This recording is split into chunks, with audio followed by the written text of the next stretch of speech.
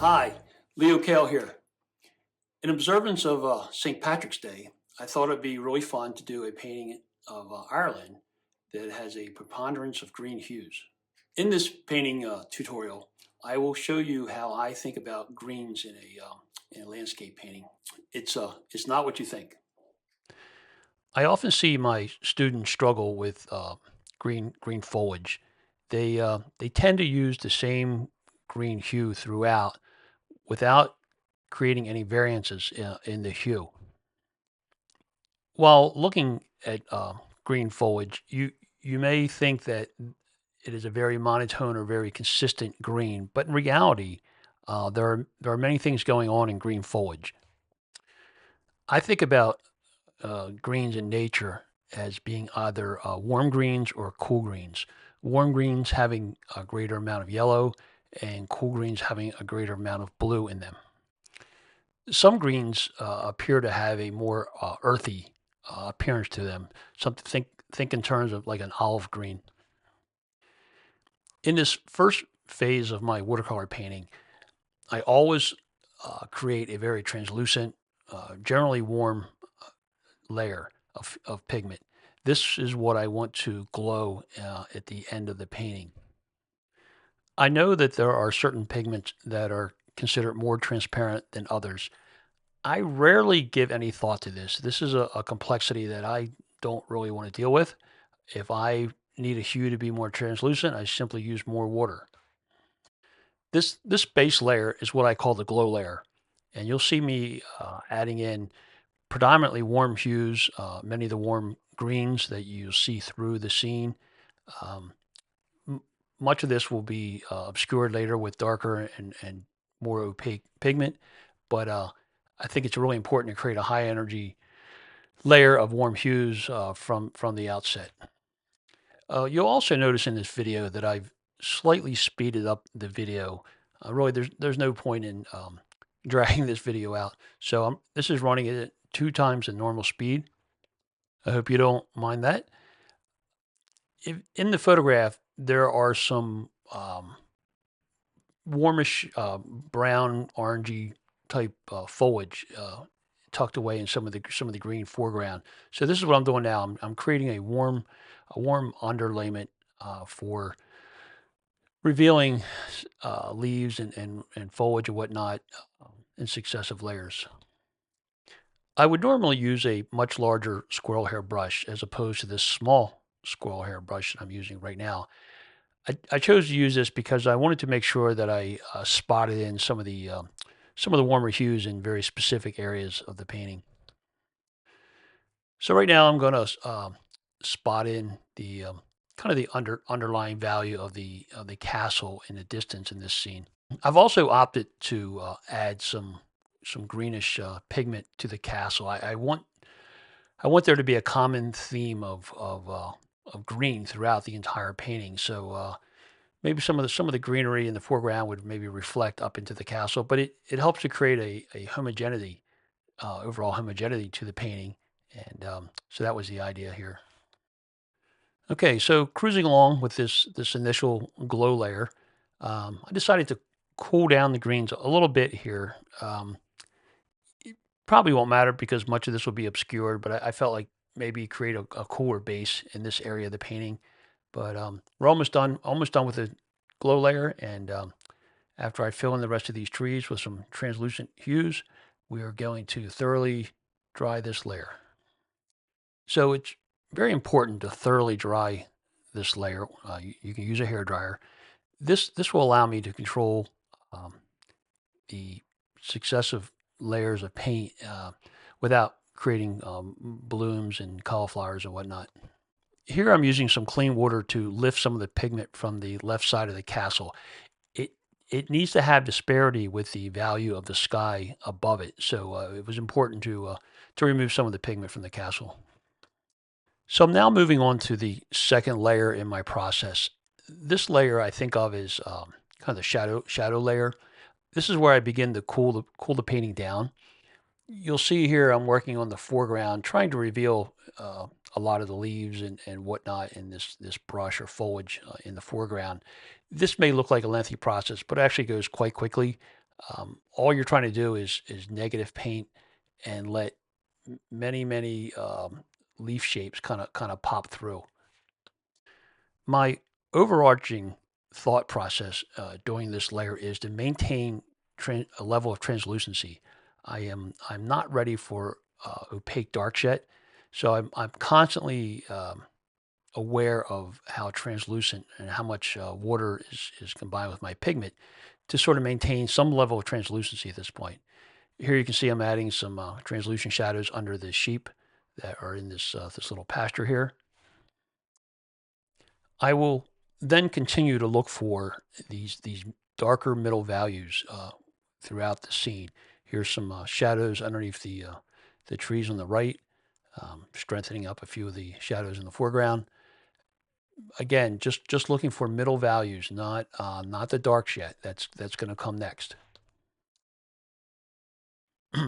So moving up to the background now, there was a lot of shadows from a stone wall and bushes and whatnot in this background.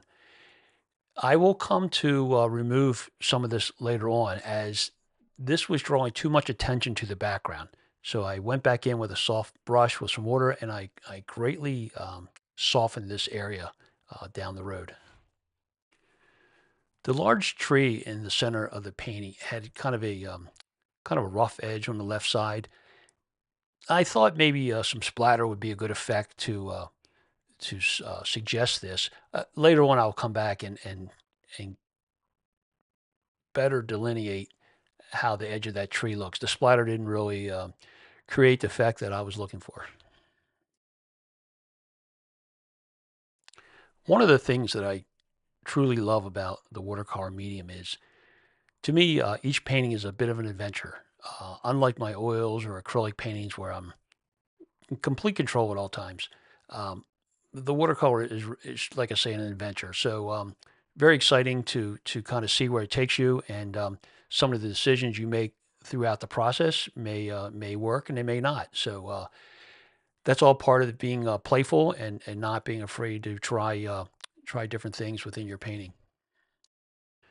Moving up to the stone castle in the background, I am loosely suggesting some of the shadow forms on the right side of the castle.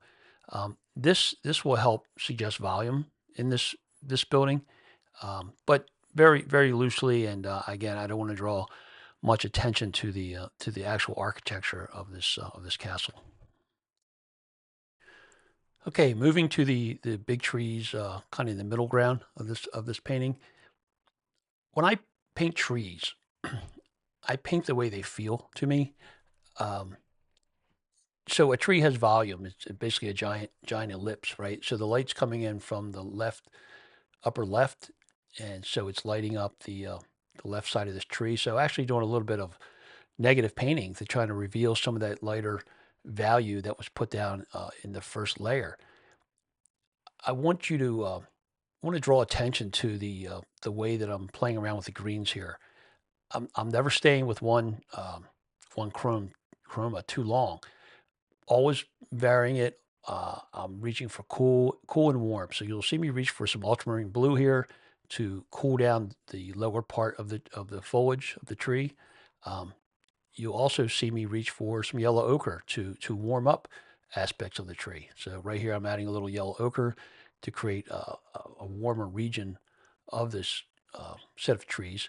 But it's something that I feel is important. It's a way to not have a monotonous green hue throughout. So again, constantly vary your warm and cool aspects of your green foliage. So almost done with this middle value layer. I'm going to continue on here, strengthen some of the undersides of the trees. There were some darker, but still middle values, darker middle values. And I will also reach up into the kind of the background and strengthen a few of the shadows. There's a stone wall that leads up to the castle. So I want to, and this will also help tie the two sides of the painting together.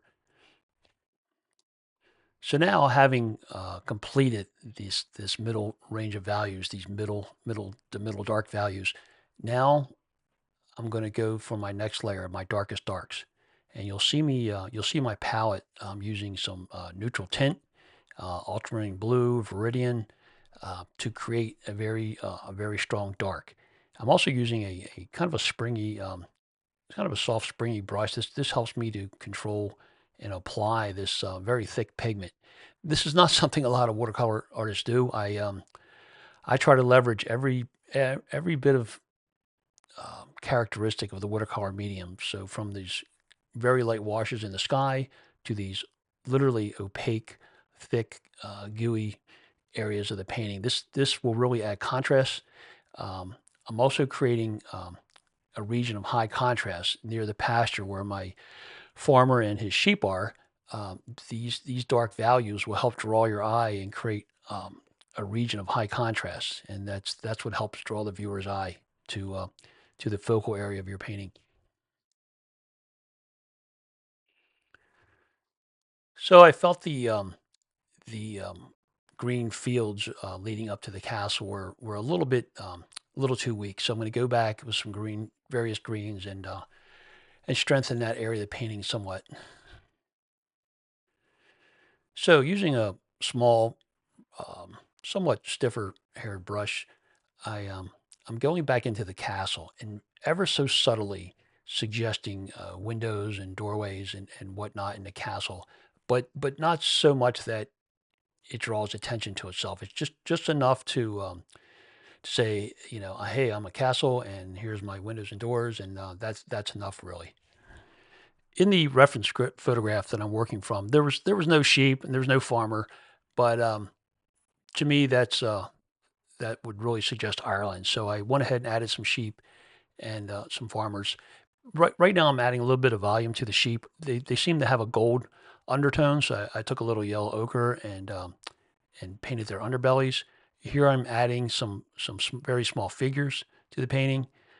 All this is leading up to my main figure, and I was very excited to get to this point because of there's so much green in this painting. I was really looking forward to uh, painting the main figure with some bright red paint, and just very visually exciting to have this little bit of red in your painting to contrast against all the green that was put down. Well, side note, many of my students really struggle with adding figures to their painting. You have to think of figures as just a more of a design flourish within your painting, and not so much an actual human being. So you just keep them simple, and that's a subject for another video. Here I'm adding a little splatter. I added some Chinese white to some orange and yellow paint. I'm not sure it'll hold up. The Chinese white will tend to kind of almost disappear in the painting, but this will suggest some of the foliage and break up some of that dense green on the right side. So I'm going to do the same thing in the foreground with some orange and gold pigment, just again to try to break up the areas of green. Now it's time for the really final part of my painting process, and that is to add a few strategic highlights, especially to the figures. This will help draw attention to them and really make them stand out. Generally, I just add a little bit of white to the figure's shoulders and to the top of their head, and this, for whatever reason, tends to make them look like a figure. So as this video was about using different kinds of greens in your watercolor painting, I thought I would show you some of the greens that were used in the creation of this particular painting. So in no particular order, I used something called olive green, permanent green light, Prussian green, sap green, viridian, a color called green gold, spring green, chromium oxide green, and these were manipulated with cad yellow, yellow ochre, and a number of different blues to cool them down. So we've reached the end of this painting tutorial on using greens in a watercolor painting. I hope you enjoyed it. I'm pretty happy with this piece. It has good energy. I really like the large, more opaque shapes set against the more translucent areas of the pastures in the background. So all in all, pretty happy of my painting of Ireland. Hope everybody has a good St. Patrick's Day. If you've enjoyed and gained some knowledge from this video, Please hit the like button if you would. This will really help me grow this channel. Be sure to subscribe as well to see all future free watercolor tutorials. Hit the little bell icon to be alerted about new videos. I also love hearing from my viewers. Please leave a comment or ask any questions you'd like. I'll do my best to respond to all comments. If you know of anyone interested in the arts, especially watercolor, please share this link with them. Thanks for watching.